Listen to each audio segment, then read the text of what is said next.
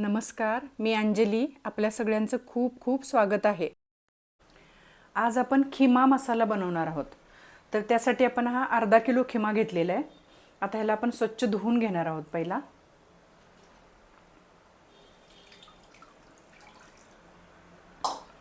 वरच्यावर पाणी ओतायचं, पूर्ण फोडत बसायचं नाही आणि थोडंसं असं हे करत एका चाळणीमध्ये गाळत ठेवायचं. थोडासा लूज करून धुवायचा असा. आता हे ह्याच्यामध्ये गाळून घेऊया. सगळं पाणी नितळूपर्यंत एक 10 मिनिट आपण ह्याच्यामध्येच ठेवून द्यायचं. खिमा हा नितळत ठेवला आहे तोपर्यंत आपण मसाला बघूया. तर हे साहित्य काढलेलं आहे ते बघूया. हे खोबरं घेतलेलं आहे, एक छोटी वाटी, साधारण ही एवढी वाटी घेतलेली आहे, अगदी छोटी, खूप मोठं नाही घ्यायचं. छोट्या नारळाचं अर्ध भक्कल. एक मध्यम आकाराचा कांदा घेतलेला आहे चिरून. आलं घेतलेलं आहे, 1 चमचापेक्षा 1 टेबल स्पूनपेक्षा कमी घेतलेलं आहे. आता उन्हाळा आहे तर थोडंसं कमी वापरायचं आलं. हे लसूण घेतलेलं आहे, एक 8-10 होतील एवढ्या लसूण पाकळ्या घेतलेल्या आहेत. हे 2 चमचे तीळ घेतलेले आहेत, 1 चमचा खसखस घेतलेले आहे आणि 2 चमचे धने घेतलेले आहेत, 2 वेलदोडे घेतलेले आहेत, 2 मिरी घेतलेले आहेत. मिरीसुद्धा कमी घ्यायच्या आता उन्हाळा आहे तर. लवंग घेतलेले 4 लवंग, 1 दालचिनीचा तुकडा घेतलेला आहे, 1-1.5 इंच होईल एवढा. एक हे आपलं जायपत्री आपण म्हणतो ना, ते अगदी कमी घ्यायचं, खूप कमी, नाके बराबर. हे 2 बदाम फुलमचे 2 हे घेतलेले आहेत, 2 तुकडे होतील असं, 2 पाकळ्या.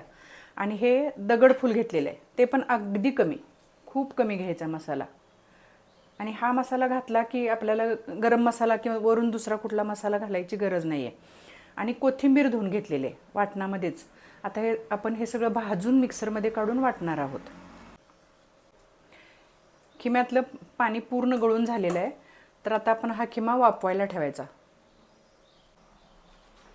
आता खिमा एका भांड्यामध्ये काढून घ्यायचा. आता हे आपण गॅसवर ठेवूया. गॅस लावून घ्यायचा. हळद घालायची आणि थोडंसं मीठ घालायचं. खिम्याला जेवढं सुरुवातीला हे होईल तेवढंच. हलवून घ्यायचं चांगलं. तेल वगैरे काही घातलेलं नाही किंवा फोडणी घातलेली नाही आहे.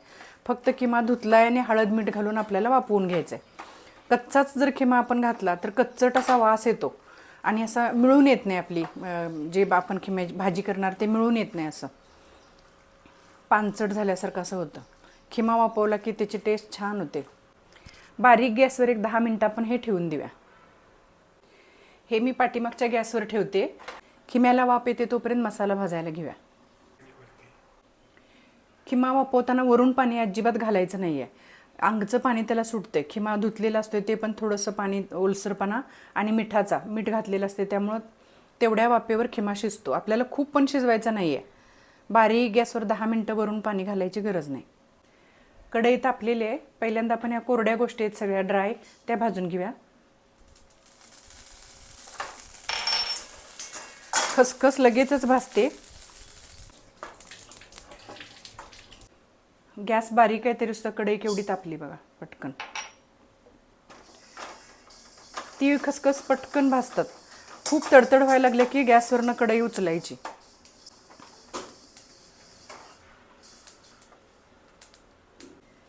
आता थोडंसं तेल घालायचं, अगदी चमचाभर होईल एवढं. आणि हे मसाले तळून घ्यायचे. जाईपत्री आणि दगडफूल मागं ठेवले मी. ते नाजूक पातळ असते, लगेच करपण्याची शक्यता असते. हे मसाले भाजतो तेव्हा आपण थोडं आता दगडफुलांनी हे घातलं, थोडंसं बाजूला व्हायचं. हे लवंग वगैरे उडते भरपूर जोरात. ते भाजून झालेले आहेत. ह्याच्यातच धने घालायचे. मसाला साईडला केला तिथंच.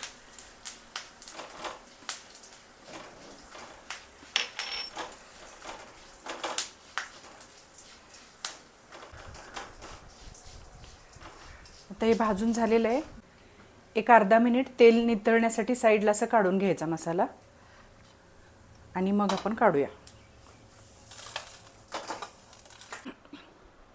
आता आपण खोबरा आणि कांदा घालणार आहोत. खोबरा आणि कांदा एकत्रच भाजायचा. तुम्ही वेगळा वेगळा भाजला तरी चालेल.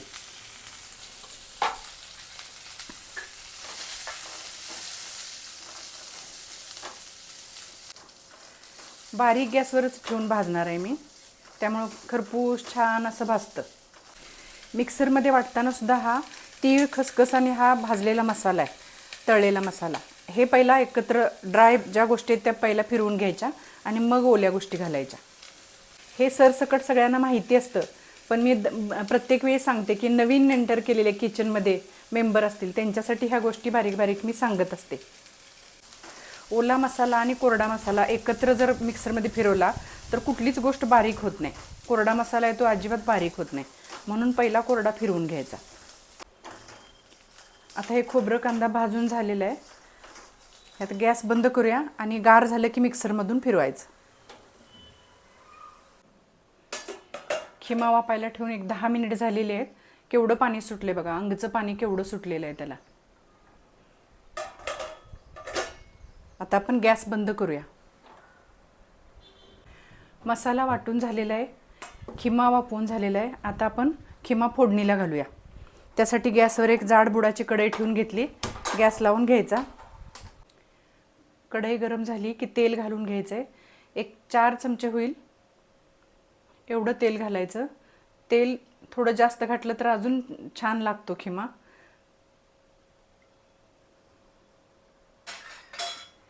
थोडे काजू आपण घालणार आहे. ते काजू अगोदर ह्या तेलामध्ये परतून घ्यायचे. काजू ऑप्शनल आहे, तुम्ही नाही घातला तरी पण चालेल. काजू चांगले तळलेले आहेत, काढून घेऊया आपण. एक कांदा चिरून घेतलेला फोडणीसाठी, टोमॅटो घेतलेला आणि थोडी कोथिंबीर घेतलेली. सगळ्यात पहिला कांदा घालून घेतला. प्लेट दाखवली खरं व्हिडिओ चालू करायचा राहिला, त्यामुळं मध्यम आकाराचा एक कांदा घेतलेला आहे. हा कांदा छान लालसर होईपर्यंत परतून घ्यायचा आणि मग टोमॅटो घालायचा. आणि कोथिंबीर जी आहे ती वरून घालायला म्हणून घेतलेली आहे गार्निशिंगसाठी, कारण आपण वाटताना कोथिंबीर घातली मसाल्यामध्ये, त्यामुळे ह्याच्यात आता शिजताना घालायची गरज नाही आहे. कांद्याचा कलर चेंज झालेला आहे. आता आपण टोमॅटो घालूया.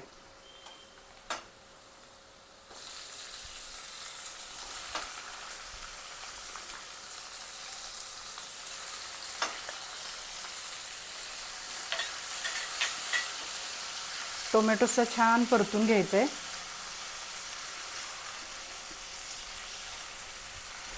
एकदा कढई आणि तेल तापलं की सगळ्या गोष्टी बारीक गॅस करून करायच्यात. गडबड करायची नाही गॅस मोठा करून.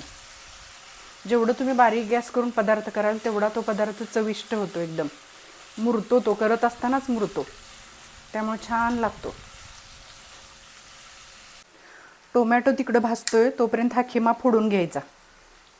आपण हलवलेला नाही वापरताना, असंच ठेवलेला, तो फोडून घ्यायचा व्यवस्थित.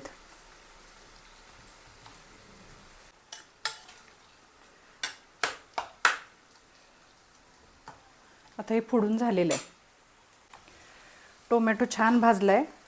आता आपण मसाला घालून घेऊया वाटलेला.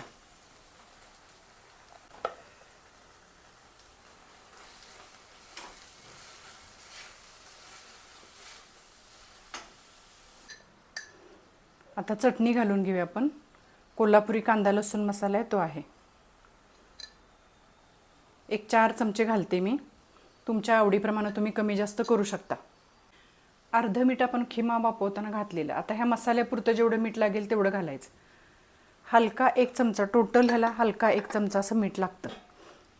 ते पण तुम्ही चवीप्रमाणे कमी जास्त करू शकता. आता हे सुद्धा तेल सुटूपर्यंत छान मसाला भाजून घ्यायचा. मसाला भाजत आला की मग दाखवते. मिक्सरचं भांड्यामध्ये पाणी थोडं घालून ते पाणी ह्याच्यात घालून घ्यायचं.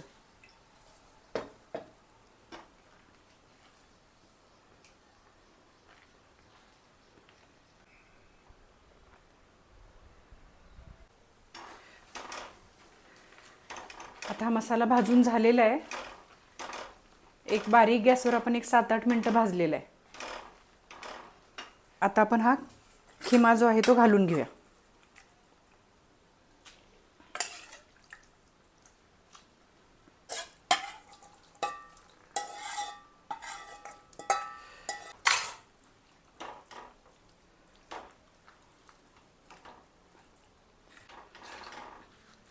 आता ह्या मसाल्याबरोबर खिमा चांगला शिजला पाहिजे.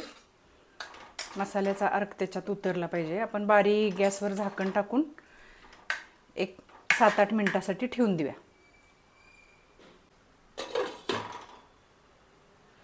तळलेले आहेत हे थोडे काजू आत्ता पण शिजताना घालूया आणि थोडे नंतर गार्निशिंगसाठी ठेवलेत. मध्येच एकदा हलवून बघायचं हे.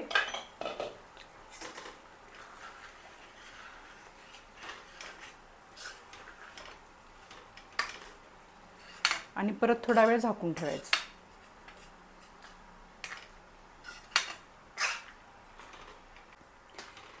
या स्टेजला तुम्हाला जर वाटलं की आपल्याला अजून थोडंसं ओघळतं पाहिजे किंवा अजून थोडं पाणी पाहिजे तर आपण इथं थोडं पाणी गरम करून घालायचं. मी पण थोडंसं पाणी घालते कारण मला शिजून झाल्यानंतर अशी कन्सिस्टन्सी पाहिजे. आता आपण अजून शिजवणार म्हणजे अजून थोडंसं मग ते पाणी आटणार. तर आता इथं थोडंसं पाणी घालते. 7-8 मिनिट झालेले आहेत. आता आपण हे उघडून बघूया. ऑलमोस्ट झालेलं आहे खिमा. खूप हलवलं तर हा कट थोडा जाऊ शकतो. मस्त असा घरभर सुगंध सुटलेला आहे. आपल्याला पाहिजे तसं झालेलं आहे. आता आपण गॅस बंद करायचा.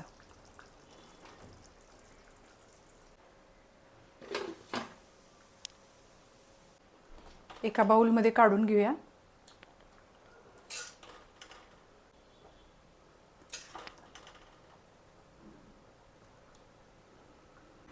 मस्त असा खिमा तयार. माझा हा व्हिडिओ तुम्हाला आवडला तर लाईक करा, सबस्क्राईब करा आणि शेअर करा. थँक्यू.